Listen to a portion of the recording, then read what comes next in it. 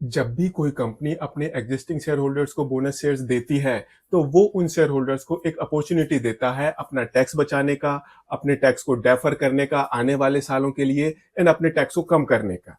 कैसे जानते हैं इस वीडियो में। कहीं मत जाइए, चैनल को सब्सक्राइब कर लीजिए। सबसे पहले तो जानते हैं ये बोनस शेयर्स क्या होते हैं। तो यहां पर मैं आपको बता दूं दैट जस्ट बिकॉज आपके पास किसी एक कंपनी के शेयर्स हैं, तो आपको और कुछ नहीं करना होता। कंपनी आपको कुछ एडिशनल शेयर्स दे देती है एंड इन्हीं शेयर्स को हम बोलते हैं बोनस शेयर्स। आई मीन यहाँ पर शेयर होल्डर को कुछ नहीं करना होता। जस्ट बिकॉज एक पर्टिकुलर पर्सन किसी कंपनी के शेयर्स होल्ड कर रहा है, तो वो कंपनी उस पर्टिकुलर शेयर होल्डर को कुछ एक्स्ट्रा शेयर्स दे देती है। अब वो एक्स्ट्रा शेयर्स कितने देती है, वो डिपेंड करता है कंपनी किस प्रोपोर्शन में बोनस इशू लेकर आ रही है। आई मीन कंपनी एक शेयर के बदले में एक एक्स्ट्रा शेयर दे सकती है, कंपनी एक शेयर के बदले में 5 एक्स्ट्रा शेयर्स दे सकती है, कंपनी एक शेयर के बदले में 2 एक्स्ट्रा शेयर्स दे सकती है, कंपनी 5 शेयर्स के बदले में एक एक्स्ट्रा बोनस शेयर दे सकती है। ये कंप्लीटली डिपेंड करता है कंपनी किस रेशो पर बोनस इशू लेकर आ रही है। अब मैं यहाँ पर आपको बता दूं दैट जब भी कोई कंपनी अपने एग्जिस्टिंग शेयर होल्डर्स को बोनस देती है, बोनस इशू लेकर आती है, तो जो कंपनी का शेयर प्राइस होता है वो अकॉर्डिंगली एडजस्ट हो जाता है। मैं आपको एक एग्जांपल के थ्रू बताता हूँ। कंपनी का एक शेयर वो 100 रुपए में बिकता था। कंपनी ने क्या किया, एक शेयर के बदले में एक और बोनस शेयर लेकर आ गई। आई मीन 1:1 का बोनस शेयर लेकर आ गई। तो अब सपोज मेरे पास उस कंपनी का एक शेयर था, तो अब क्या होगा, just because of that bonus issue अब मेरे पास कंपनी के 2 शेयर्स हो जाएंगे एंड जो कंपनी का शेयर प्राइस होगा वो आधा हो जाएगा। आई मीन पहले मेरे पास एक शेयर था वो 100 रुपए का था, अब मेरे पास 2 शेयर हो गए वो भी 100 रुपए के हैं। तो बेसिकली एक शेयर कितने का हुआ, वो 50 रुपए का हो गया ना। तो शेयर प्राइस अकॉर्डिंगली एडजस्ट हो जाता है। ऐसे ही अगर बोनस इशू वो 1:2 का है, मतलब एक शेयर के बदले में कंपनी 2 शेयर दे रही है, तो फिर कंपनी का जो शेयर प्राइस है वो 1/3 हो जाएगा। तो इस हिसाब से जो कंपनी का शेयर प्राइस होता है वो बोनस इशू के बाद एडजस्ट हो जाता है। अगली इंपॉर्टेंट बात यह है दैट कंपनी किन शेयर होल्डर्स को बोनस शेयर्स देती है। तो यहां पर मैं आपको बता दूं दैट जो कंपनी की शेयर होल्डर लिस्ट होती है वो डे टू डे बेसिस पर चेंज होती रहती है। तो बोनस देने के लिए कंपनी क्या करती है, एक डेट डिसाइड कर लेती है दैट इस पर्टिकुलर डेट में जो भी मेरे शेयर होल्डर्स हैं हम उनको बोनस शेयर देंगे। इस डेट को हम बोलते हैं रिकॉर्ड डेट। आई मीन अगर आप किसी कंपनी के शेयर होल्डर्स हैं रिकॉर्ड डेट पर, तभी आपको बोनस मिलेगा, अदरवाइज आपको बोनस नहीं मिलेगा। सो हमने ये जान लिया दैट बोनस शेयर्स क्या होते हैं। हमने ये जान लिया दैट बोनस शेयर्स की वजह से जो कंपनी का शेयर प्राइस होता है वो किस हिसाब से एडजस्ट होता है। हमने ये भी जान लिया दैट आपको कंपनी का शेयर होल्डर किस डेट पर होना चाहिए ताकि आपको बोनस मिले। अब बात करते हैं दैट आप इस बोनस इशू का यूज करके टैक्स किस तरह से बचा सकते हैं, उसको किस तरह से डेफर कर सकते हैं एंड टैक्स रेट किस तरह से मिनिमाइज कर सकते हैं। अब मैं यहाँ पर आपको बता दूं दैट जो ये प्रैक्टिस है बोनस शेयर से टैक्स को कम करने का, टैक्स को बचाने का, ये आज की प्रैक्टिस नहीं है, ये बहुत पुरानी प्रैक्टिस है। आई मीन पहले क्या होता था, जैसे सपोज कोई कंपनी अपना बोनस लेकर आई, तो जो होल्डर्स के जानकार लोग होते थे वो उस कंपनी के शेयर्स खरीद लेते थे। जैसे ही रिकॉर्ड डेट आती थी उससे अगले दिन कंपनी का शेयर प्राइस एडजस्ट हो जाता था, तो वो उस कंपनी के शेयर्स को बेच देते थे एंड उससे वो अपना एक आर्टिफिशियल लॉस बुक करते थे। कैसे, मैं आपको समझाता हूँ। आई मीन सी, आपने रिकॉर्ड डेट से पहले किसी एक कंपनी का शेयर खरीदा 100 रुपए में, आप रिकॉर्ड डेट पर शेयर होल्डर बन गए। रिकॉर्ड डेट के बाद उस कंपनी का शेयर प्राइस अकॉर्डिंगली एडजस्ट हो गया। सपोज मेरे पास एक शेयर था, बाद में क्या होगा, मेरे पास 2 शेयर हो जाएंगे। तो जो इनकम टैक्स एक्ट है वो क्या बोलता है, इनकम टैक्स एक्ट बोलता था दैट जो मेरे पास पहला शेयर है उसका तो जो प्राइस है वो 100 रुपीज है, जो मेरे पास दूसरा शेयर आया है उसका प्राइस मेरा कितना है, वो 0 है, वो 50 रुपए नहीं है, वो 0 है।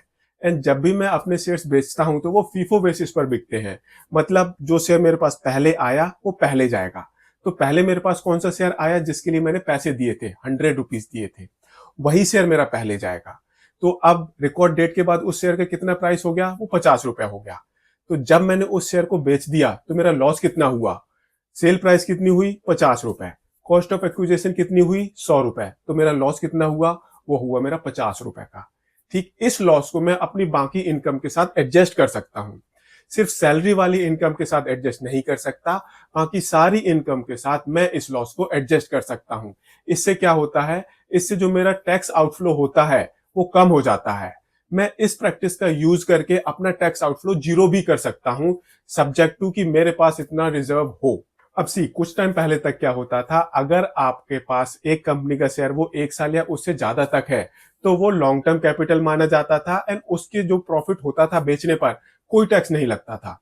तो लोग क्या करते थे, शेयर्स खरीदते थे, बोनस शेयर्स मिलते थे, शेयर प्राइस कम हो जाता था, वो पहले वाले शेयर्स को बेच देते थे एंड लॉस बुक कर लेते थे।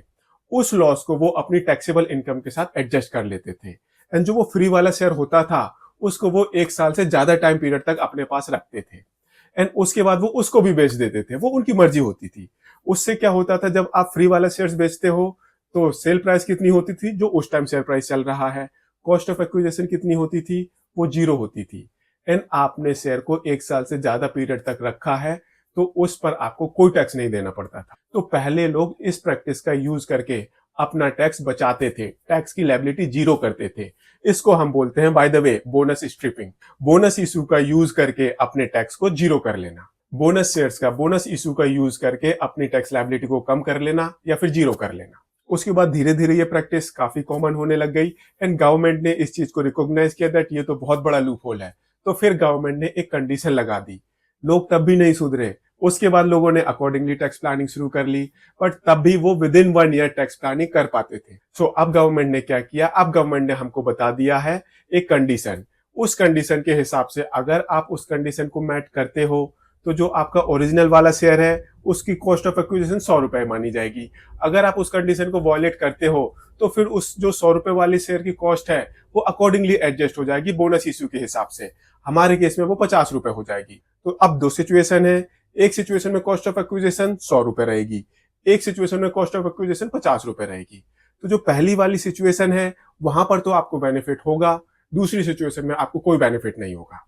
बात करते हैं पहली सिचुएशन की, दैट वो क्या सिचुएशन है, वो क्या कंडीशन है, क्या है वो सिचुएशन। तो यहां पर मैं आपको बता दूं दैट अगर कोई कंपनी बोनस इशू लेकर आती है तो अगर आपने उस कंपनी का शेयर रिकॉर्ड डेट से विद इन 3 मंथ खरीदा है एंड विद इन 9 मंथ उस शेयर को बेच दिया, तो जो आपकी कॉस्ट ऑफ एक्विजिशन है वो अकॉर्डिंगली एडजस्ट हो जाएगी। वो 100 रुपए नहीं रहेगी, वो 50 रुपए बन जाएगी या फिर वो कोई और प्रोपोर्शन में एडजस्ट हो जाएगी।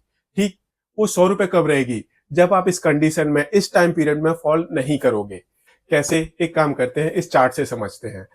कोई एक कंपनी अपना बोनस इशू लेकर आई है एंड उस कंपनी की जो रिकॉर्ड डेट है वो 1 दिसंबर है। 1 दिसंबर अभी आने वाली है, तो आप मान के चलो उस कंपनी की जो रिकॉर्ड डेट है वो 1 दिसंबर है।